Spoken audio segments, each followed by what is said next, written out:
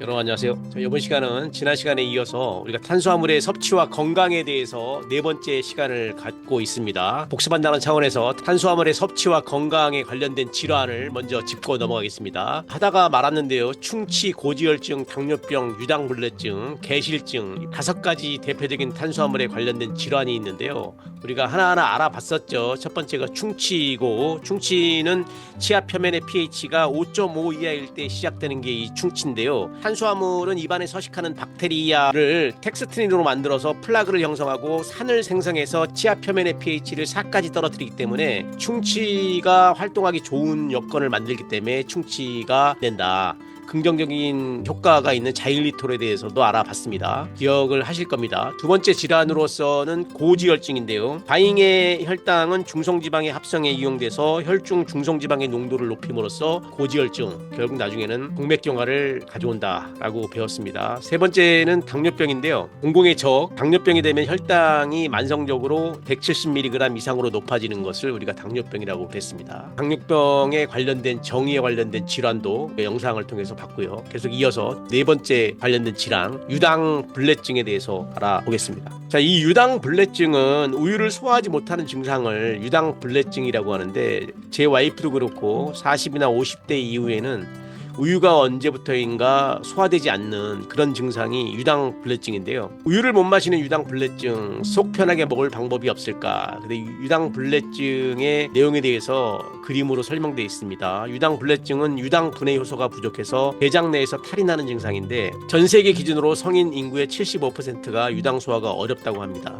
우유를 꾸준히 마시면 유당 소화 능력을 갖추게 된다는 연구 결과가 있는데, 유당은 소장 점막의 유당 분해 요소에 의해서 포도당과 갈락토스로 분해 후 흡수됩니다. 그러나 유당 분해 요소가 부족하거나 활성이 저하되었을 때 유당은 가수분해되지 않아서 대장으로 이동하고 박테리아에 의해 발효되어 유기산과 다량의 가스를 생성하고 높아진 삼투압에 의해서 수분을 장내로 끌어들여서 복부, 팽만이나 장, 경련, 복통 및 설사를 유발하는 유당불내증으로 나타납니다.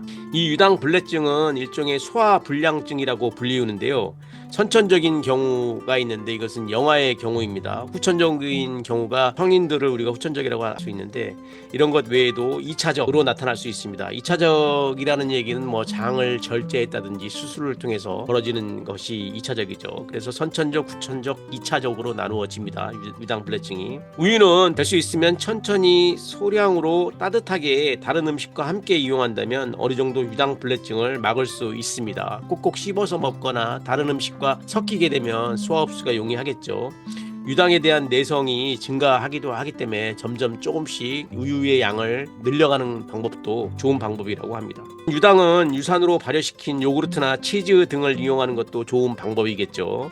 우유나 유제품을 전혀 소화시키지 못하는 경우에는 대체 식품으로서는 두유 등을 이용할 수 있는데, 이때에는 칼슘과 리보플라민을 보충해 줘야 할 정도로 유당불내증은 건강에 굉장히 중요한 내용입니다. 여러분들, 우유를 먹을 때 옛날 어른들이 우유도 물처럼 벌컥벌컥 마시는 게 아니라 천천하게 씹어 먹어라 라는 이야기가 전부 다 근거가 없는 내용이 아니라 유당불내증을 막기 위한 방법입니다. 마지막으로 5번째 질환 중에 이 개실증이라는 게 있어요. 이 개실증은 여러분 들어봤는지 모르겠지만 대장이 왼쪽으로 시작해서 오른쪽으로 내려가는 이 대장인데요. 대장의 장벽에 이렇게 주머니처럼 만들어지는 게 이게 개실증입니다. 혹이 주머니 형식으로 바깥쪽으로 만들어지는 게 이 개실증인데, 이것이 오래돼서 염증이 생기면 이게 개실염이라고 하기도 하고, 한국인한테 개실증이 많이 보이는 증상인데, 이 개실증도 탄수화물과 관련된 이 질환이라는 겁니다. 식이섬유의 섭취가 부족할 때 대변량이 적어지고, 대변량이 적으면 대장의 지름도 감소를 하는데요. 대장의 폭이 줄어든 상태에서 대변 배설 시 대장의 연동작용은 대장벽에 압력을 가하게 됩니다. 이 압력은 대장벽을 부풀려 주기 때문에 주머니, 즉 개실을 형성하고 그 안에 대변이 머물면서 여러 가지 염증을 일으켜서 개실염이 되기도 합니다. 이 개실증을 예방하기 위해서는 식이섬유를 섭취해야 하는데요. 일단 개실증이나 개실염이 있을 때는 식이섬유의 섭취가 이 개실을 약하실 수 있으므로 초기에는 식이섬유를 제한하고 점차 적응 용도를 높여서 그 양을 늘려주라고 권장을 하고 있습니다. 그래서 탄수화물과 이 관련된 질환을 5가지 알아봤는데요. 인체의 건강과 밀접한 관계가 있는 탄수화물 중에서 이 식이섬유 여러분들 많이 섭취를 하시기 바랍니다. YTN에서 이 개실병 환자가 늘어나고 있다라는 내용이 있어서 같이 한번 보시죠. 31초짜리인데요. 짧습니다.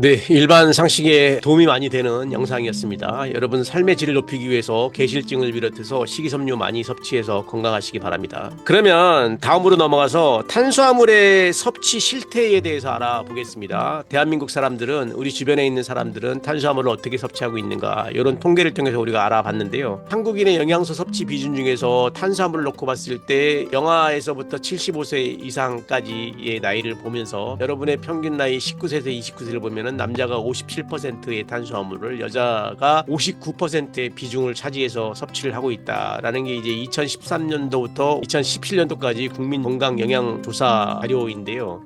에너지 적정 비율에 비해서 과다한 경우가 빨갛게 표시되어 있는데 50세부터 75세까지 탄수화물의 양을 너무 에너지 적정 비율에 비해서 탄수화물의 양을 너무 많이 먹고 있다라는 통계의 자료가 있습니다. 여러분 나이에 비해서 참고를 하시기 바랍니다. 이처럼 과거에는 당질의 에너지 비율이 80% 정도로 상당히 높았습니다. 이것이 이제 우리나라가 잘 살면서 점차 줄어들었고요. 최근 5년간 국민 건강 영양 조사의 결과를 보면 19세 이상 성인의 경우는 약 62% 정도이고요. 공유 에너지 비도 과거의 70에서 80%로부터 점점 줄어서 최근에는 56% 정도로 공유가 줄어들고 있습니다. 그래서 이제 쌀의 소비가 줄고 있고 빵이나 대체 식재료가 늘고 있다라는 뉴스가 많이 나오는데요. 공유 가운데서 백미를 가장 많이 섭취하는 식품이지만 백미 역시 점차 감소하는 추세입니다. 반면에 과일류 섭취는 다소 기복이 있으나 높음과 낮음이 있다라는 것이죠. 꾸준한 증가 추세를 보이고 있고 채소류는 섭취되는 식품의 종류가 다양하나 김치류 섭취가 가장 많습니다. 대한민국에서 뭐 반찬에 김치가 없으면 안 되겠죠. 당질 섭취량에 대해서 주요 기여식품은 주로 백미를 비롯한 곡류와 과일류이고 나머지는 채소류와 당질로서 특히 설탕 섭취량은 상당히 증가하고 있는 추세입니다. 식이섬유의 섭취량은 점차 감소하는 추세인데 특히 대도시 남녀 대학생활의 경우는 더욱 적습니다. 이것은 쌀의 섭취량이 감소하고 도종률이 높은 백미 위주의 주식이 흰 밀가루 위주의 가공식품 등과 함께 잡곡에 비해서 값이 싼 백미 위주의 외식 섭취 빈도 증가와 관련됐다고 볼 수가 있습니다. 여러분들 식단에 참고하기 바랍니다. 세 번째로 탄수화물의 섭취 기준과 급원 식품에 대해서 알아보도록 하겠습니다. 2020년 한국인 영양 섭취 기준에서 탄수화물은 생후 1년 이내의 영아의 경우 0에서 5개월은 60g, 6에서 11개월은 90g을 하루에 충분 섭취량으로 설정하였고 1살 이후에는 평균 필요량과 권장 섭취량을 설정하였습니다. 탄수화물의 평균 필요량은 근육 손실을 방지하고 체내에 필요한 포도당을 공급하는 것을 근거로 하고 있습니다. 탄수화물의 에너지 적정 비율은 만성 질환을 예방하고 지질과 단백질 섭취량과 연계해서 1세 이후 전 연령에서 대해서 적정 비율이 55에서 65%로 권장하고 있습니다. 탄수화물 급원 식품에는 대부분 식물성 식품이고요. 단당류는 과일이나 채소에 함유되어 있습니다. 탄수화물의 대부분은 전분의 형태로 섭취하는데 곡류 및 곡류 제품, 감자와 같은 이 서류, 뿌리류를 우리가 서류라고 하죠. 호박 등에 함유되어 있고요. 우리나라 국민의 탄수화물 섭취에 기여하는 대표적인 급원식품은 백미, 라면, 국수, 빵, 떡, 사과, 현미, 밀가루, 고구마 순으로 나타났습니다. 탄수화물의 주요 급원식품을 한번 보도록 하겠습니다. 먼저 2020년 한국인 영양 섭취 기준에서 에너지원의 탄수화물에 관련된 섭취 기준을 보니까 남자의 여러분 나이 19세에서 29세로 놓고 봤을 때 권장 섭취량을 우리가 130으로 마셔야 된다. 평균 필요량이 100인데 약 30 정도를 더 먹는 것을 권장하고 있다라는 정도입니다. 임신부는 2인분이기 때문에 평균이나 권장 섭취량에서 35에서 45 정도를 더 먹어라 이런 얘기입니다. 수유도 마찬가지죠. 아이를 위해서 이 젖을 물리는 것을 우리가 수유라고 하는데 평균보다 더 플러스해서 참고하시면 되겠습니다. 탄수화물의 주요 구본식품이 어떤 건가 한번 보겠습니다.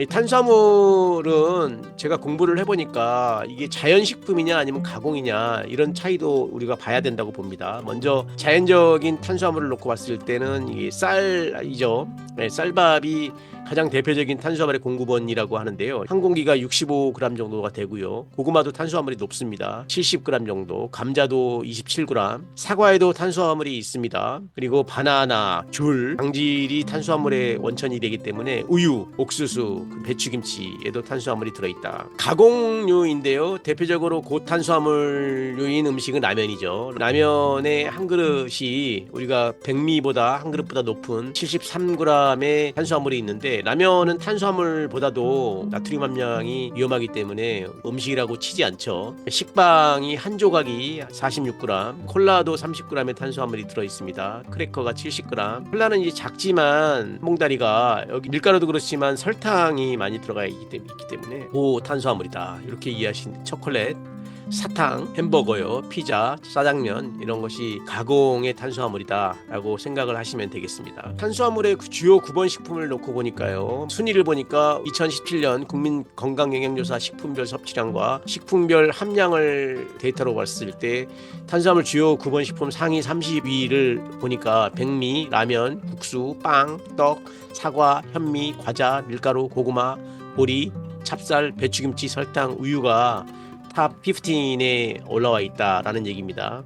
그 다음으로는 이제 메밀국수, 고추장, 감자, 바나나, 콜라, 과일음료, 맥주, 감, 양파, 복숭아, 당면, 만두, 물엿, 포도, 배 등에도 순위 30위에 링크되어 있습니다. 여러분 참고하시기 바랍니다. 당류의 주요 구본식품을 다시 한번 정리를 해보면요, 설탕이나 케이크, 고추장, 아이스크림, 바나나, 사과, 기타 탄산음료 등을 우리가 조심해서 먹어야 될 것 같습니다. 탄수화물 중에서 당류에 대해서 알아보겠습니다.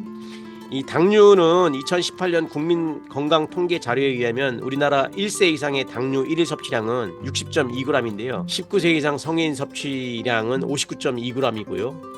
최근 3년 동안의 당류 1일 섭취량은 2016년 67.2g, 2017년에는 64.8g, 2018년에는 60.2g으로 감소하는 추이를 보였습니다. 아무래도 건강에 주의하기 위해서 당류를 줄이는 추세를 보일 수가 있는데요. 한국인의 당류 주요 구본식품으로서는 사과, 설탕, 우유, 콜라 순으로 나타났습니다. 당류의 주요 구본식품을 한번 볼게요. 100g당인데요. 2017년 국민건강영양조사의 식품별 섭취량과 식품별 당류 함량을 활용해서 주요 구본식품 상위 30위 링크를 보면은 사과나 설탕, 우유, 콜라, 배추김치, 과일음료, 바나나, 양파, 감, 고추장, 고구마, 복숭아, 국수, 사이다, 기타 음료가 15에 들어가 있고요.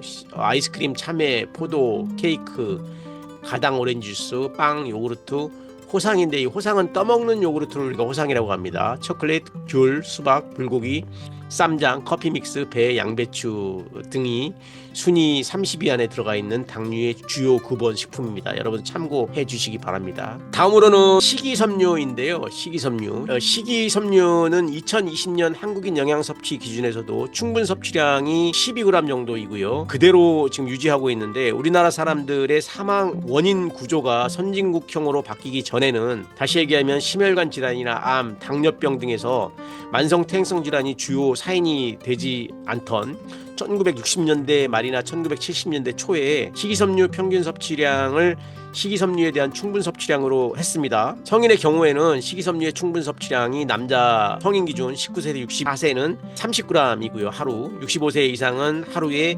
25g, 여성인 경우에는 19세 이상이 하루에 20g의 식이섬유를 섭취하라고 권장하고 있습니다. 한국인을 비롯한 동서양의 주식인 곡류 및 전분류에는 탄수화물의 가장 주된 식품으로서 쌀이나 보리 등의 곡류와 감자, 고구마 등의 서류 및 밀가루 등이 있으며 그 외에도 채소 및 과일류, 우유 및 유제품, 당류도 탄수화물을 함유하고 있죠. 채소 및 과일류에는 식이섬유의 함량이 많고 과일에는 과당의 함량이 많이 들어 있습니다. 우유의 유제품 및 유당을 함유하고 설탕, 물엿, 사탕 등의 당류는 단순당이 기본이고 꿀에는 포도당, 과당, 서당이 함유되어 있습니다. 심혈관 질환이나 당뇨병의 위험을 줄이기 위해서는 식이섬유를 충분히 섭취하는 것이 굉장히 중요한데요. 복합 탄수화물 섭취를 권장합니다. 도종률이 낮은 쌀을 이용하는 횟수를 높이고요. 잡곡이나 감자류, 채소 및 과일류, 콩류, 해조류 등의 섭취량을 늘려야 합니다. 여러분 일반 상식으로 많이 아는 내용인데 표에서 보는 바와 같이 식이섬유의 주요 구본 식품을 한번 볼게요. 100g당. 보니까 링크에 들어와 있는 게 30위까지를 보면은요. 배추김치, 포기 배추가 식이섬유가 많이 있죠. 김치를 많이 먹기 때문에 이런 결과를 나타내는데 사과나 감, 고춧가루, 백미, 빵, 보리, 대두, 두부, 복숭아, 샌드위치나 양파, 귤, 된장, 토마토를 우리가 많이 먹고 있고 다음으로는 깍두기나 고추장, 라면, 감자, 현미, 고구마, 국수, 만두, 건미역, 양배추, 상추, 열무김치, 바나나, 가당음료, 당근 등에서 우리가 식이섬유를 급원받고 있다라는 내용입니다. 참고하시기 바랍니다. 주요 식품 1회 분량당 식이섬유의 함량을 조사해 봤습니다. 식이섬유가 어디에 많냐라고 봤더니 고구마에 많습니다. 일상생활에서 접하는 식품 중에서 이 고구마의 식이섬유가 가장 많기 때문에 여러분들 고구마 많이 드시기 바랍니다. 그다음에 현미밥, 당근, 옥수수, 감자, 파인애플, 사례, 양배추, 사과 이런 것들 우리가 평소에 많이 먹어야 되겠습니다. 꼭 참고해 주시기 바랍니다. 이것은 이제 주요 식품 100g당 식이섬유 함량을 앞에서 본 것을 요약을 한 것인데요. 식이섬유 함량이 가장 높은 것을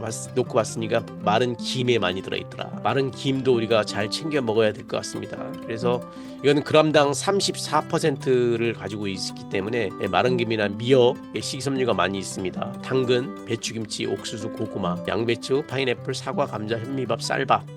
그래서 이런 것들에 식이섬유가 많이 들어있다를 참고해 주시기 바랍니다. 여기서 이제 빈 칼로리라는 말이 아까 나왔는데요. 설명드린다고 했는데 이 빈 칼로리는 에너지 외에도 다른 영양소가 거의 함유되지 않는 식품을 이야기하기 때문에 우리는 빈 칼로리 식품을 멍텅구리 식품이다라는 얘기를 하기도 합니다. 이것은 이제 초콜릿이나 탄산음료, 알코올 등이 해당되는데요. 빈 칼로리 식품들을 많이 섭취하면 비만을 유발하고 당뇨나 중성지방이 돼서 결국 몸에 해로운 영향을 주는 식품입니다. 그래서 빈칼로리 식품 여러분 조심하시고요.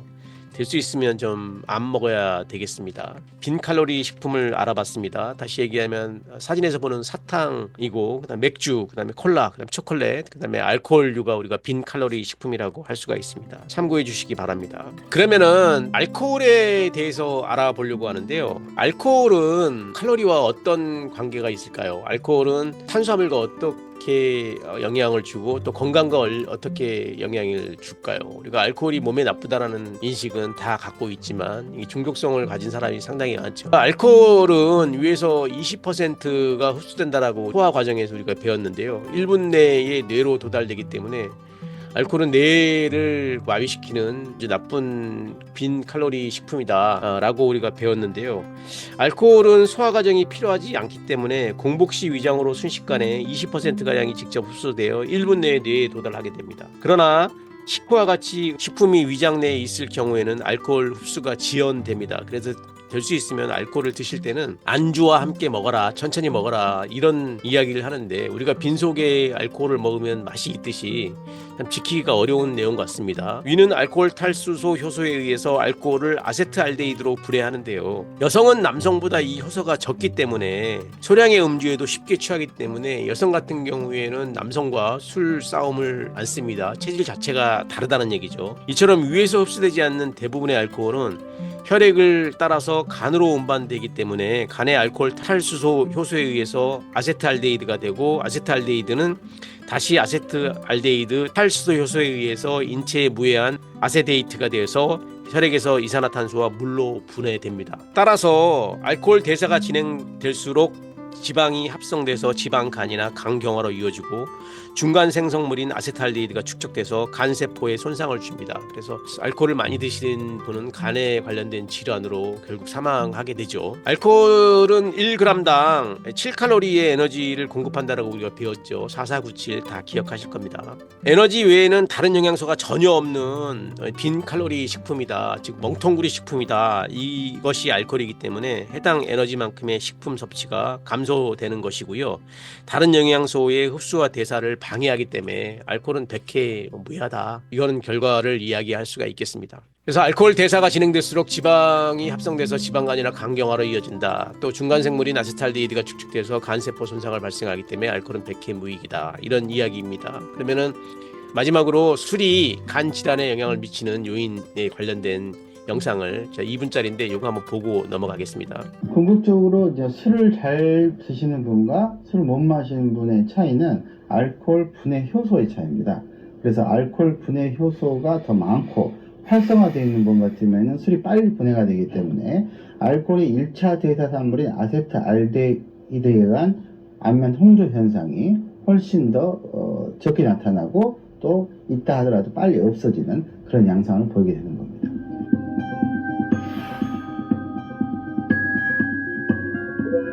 알코올은 체내에 들어가면 20%는 위 점막에서, 나머지 80%는 소장에서 흡수된다. 흡수된 알코올은 혈관을 따라 간으로 이동하는데 체내 알코올의 약 90%가 간에서 처리된다. 간은 술의 주성분인 에탄올을 분해해 독성 물질인 아세트알데히드를 생성해낸다. 이 아세트알데히드를 없앨 수 있는 유일한 해독제는 바로 간에서 분비되는 아세트알데히드 분해 요소 ALDH다.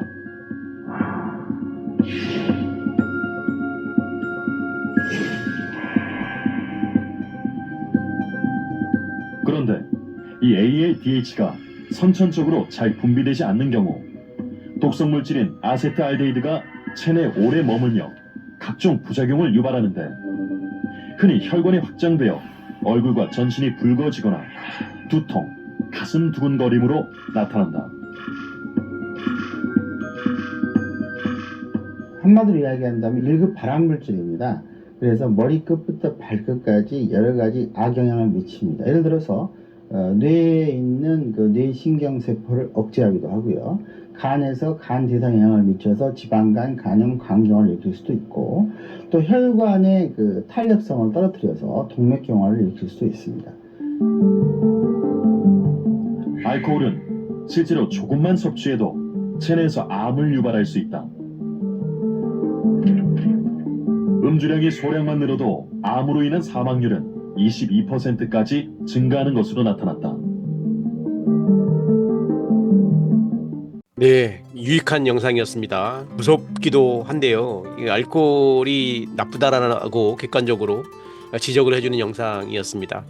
우리가 일반적으로 술을 한 잔만 먹어도 얼굴이 빨개지는 그 현상이 많은데요. 술을 못 드시는 분들이 그렇다고 생각을 하는데 아세트알데히드의 분해가 안 되기 때문에 그런 현상을 보인다. 결국 그런 분들은 술을 먹지 말아야 된다라는 얘기인데요. 건강한 사람은 아세트알데히드 분비가 촉진돼서 얼굴이 빨개지지 않는데 특히 여성분 같은 경우에는 홍조 현상이 많이 일어나기 때문에 술을 적당히 드셔야 되겠습니다. 의미 있는 영상이었던 것 같습니다. 알코올과 영양을 놓고 봤을 때 알코올은 또 간의 질환뿐만이 아니라 고칼로리를 내는 식품이기 때문에 적당한 음주를 해야 되겠고요. 탄수화물과 관련된 질환도 일으킬 수 있는 빈칼로리 식품이다 라고 이해하시면 되겠습니다. 그림에서 보는 것 같이 알코올을 드실 때는 음주와 영양적인 측면에서 술과 안주 그 조화에 영양적인 영향을 끼치기 때문에 영양 결핍이나 칼로리, 면역력을 저하시키는 요소가 되지 않기 위해서는 좋은 안주와 같이 먹는 습관을 길러야 되겠습니다.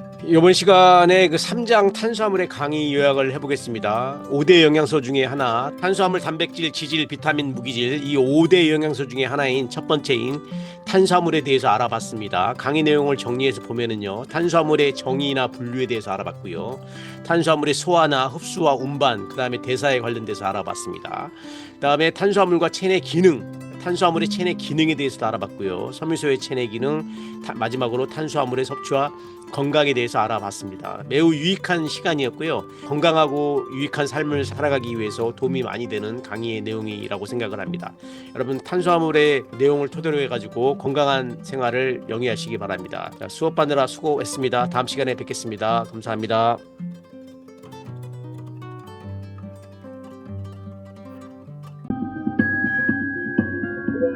알코올은 체내에 들어가면 20%는 위 점막에서, 나머지 80%는 소장에서 흡수된다.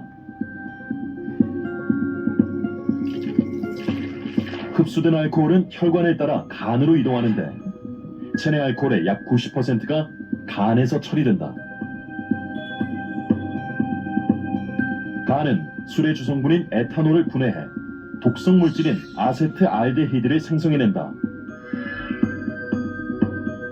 이 아세트알데히드를 없앨 수 있는 유일한 해독제는 바로 간에서 분비되는 아세트알데히드 분해 요소 ALDH다.